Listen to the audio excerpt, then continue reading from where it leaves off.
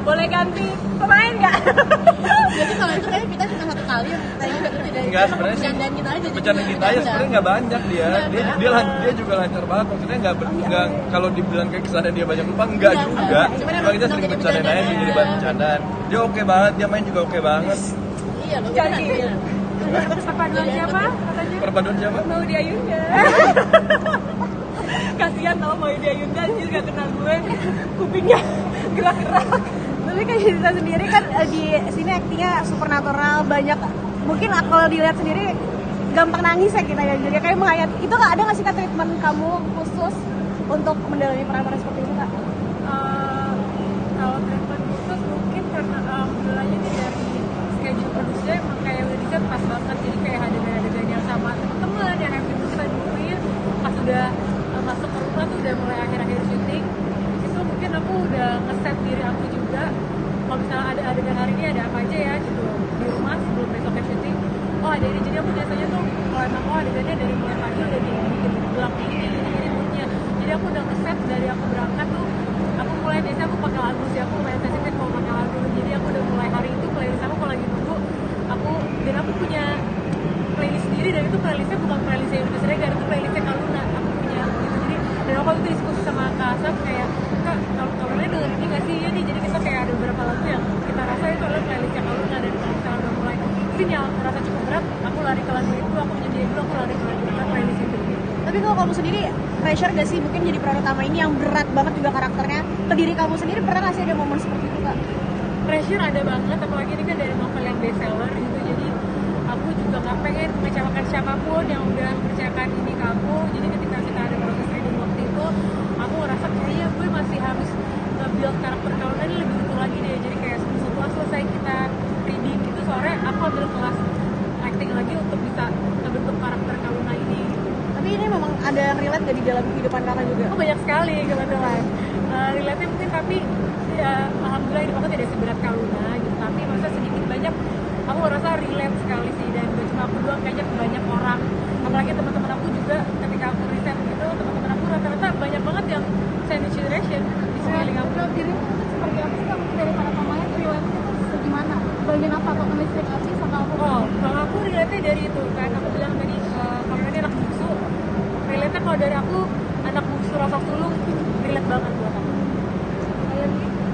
Yang paling relate nih sebenarnya aku justru merasa relate banget sama Kaluna, karena mungkin gini, Kaluna itu kan sebenarnya representasi kita semua gitu, cuma dengan set yang berbeda, level yang berbeda. Makanya pas aku ditawarin film ini dan aku tahu ceritanya, memang aku ngerasa wah gila, Kaluna ini ya kita semua gitu.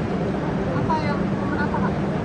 Mungkin benar-benar ngerasain kayak gimana jadi tulang punggung, apalagi kalau aku gitu ngeliat Kaluna tuh banyak banget, aku ngerasa bercermin juga biarpun settingan dan levelnya berbeda kayak aku bilang tadi. Misalnya aku dulu harus tiba-tiba jadi punya tanggung jawab menggantikan sosok ayah gitu pas ayahku meninggal, jadi aku ngerasa kayak struggle-nya, ada mimpi yang tiba-tiba harus dipendam dulu, itu aku ngerasain banget.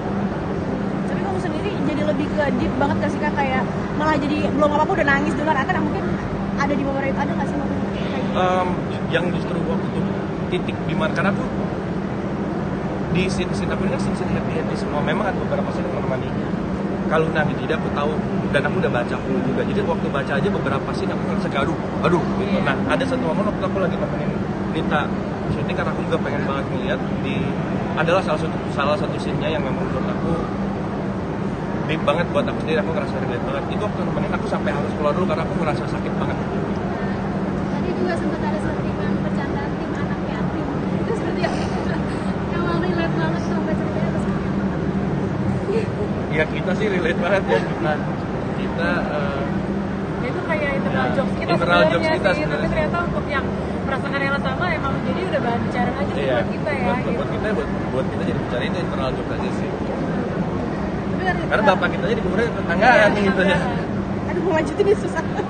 Kalian sendiri mungkin pada saat dimuranin itu, atau mungkin pada saat treatment itu, kamu kayak nge-flashback diri kamu sendiri gak sih? Mungkin gue se-struggle itu ya hidup sampai sekarang, itu ada gak sih momen-momen kayak gitu? Pasti, tapi itu kayaknya fasenya pas lagi baca skenario dan baca bukunya. Jadi ketika ditawarin itu momen flashbacknya tuh malah di situ. Makanya aku sampai sempat pas baca skripnya aku berhenti dulu di scene, aku ada chatnya di Instagram sama Kak Sabrina. Aku bilang bilang, Kak, aku baru baca sampai scene 101, aku stop dulu ya karena aku sesek banget bacanya, jadi aku istirahat dulu, terus kayak nanti aku lanjutin ya Kak, habis itu kita diskusi soal karakternya Kaluna, karena aku ngerasa kayak hidupnya Kaluna ini pelik banget, tapi aku juga ngeliat sedikit banyak ada akunya di situ, jadi aku ngerasa aku pun Kaluna gitu. Kalau Kak Vita sendiri kan kalau dilihat heboh dulu ya di Instagram, nggak pernah ada sedihnya ya Bun. Kalau Ibu kayak salah satu juga yang merasakan atau kayak gimana ya? Justru karena hebohnya saya itu menutupi kesedihan saya. Banget. Oke. Susah loh pura-pura bahagia ini. Sesungguhnya aku pun juga Kaluna, Mbak. Iya, aku pun juga Kaluna. Seperti yang dibilang sama Kanita, sama Kak Derby, kita semua ini benar-benar adalah Kaluna gitu. Dan aku pun juga relate banget dengan karakter Kaluna. Seperti yang tadi Mbak bilang, token habis segala macam, itu pun aku merasakan gitu. Kayak mama aku minta, Kak tolong dong isi token. Itu saya setiap hari, setiap minggu lah ya isi token ya. Kayak gitu. Terus habis itu apa lagi ya? Banyak sih Mbak, mungkin gak seberat Kaluna tapi kayak kita merasakan gitu. Tapi kan mungkin sudah hampir semuanya jadi orang tua, dan di sini posisinya kan sebagai anak udah merasakan sandwich generation. Kalian sebagai orang tua melihat sendiri anak harus struggle seperti itu, gimana sih rasanya? Nah itu sama kayak soundtrack kita. Berakhir di aku ya, semoga aku. berakhirnya di kita ya Mbak ya. Kayak kita berharap anak-anak kita nggak merasakan gitu. Maksudnya kita sih pasti itu bagian dari usaha kita ya. Kita apalagi dengan nonton ini kan kayak lebih kebuka lagi gitu kan, bahwa memang kayaknya ya pasti harapan kita anak-anak kita jangan sampai jadi kayak Kaluna, jangan sampai jadi kayak kita yang kita udah pernah laluin gitu. Dan itu kan jadinya cuma bisa usaha ya kan.